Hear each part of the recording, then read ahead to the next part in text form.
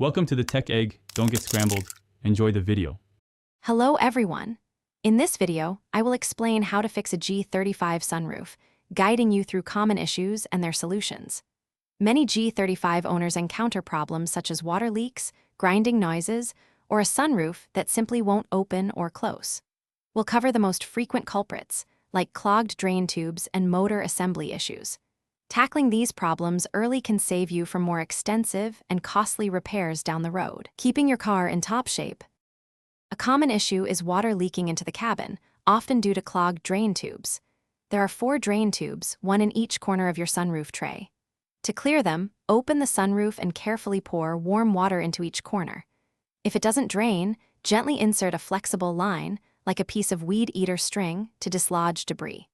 Repeat this process until water flows freely from the outlets, usually found behind the front or in front of the rear wheels. If your sunroof is making grinding noises or getting stuck, loose motor screws are a frequent cause. You'll need to carefully pry down the overhead console to access the sunroof motor. There are typically 3 screws holding the motor in place. Ensure they are all tight.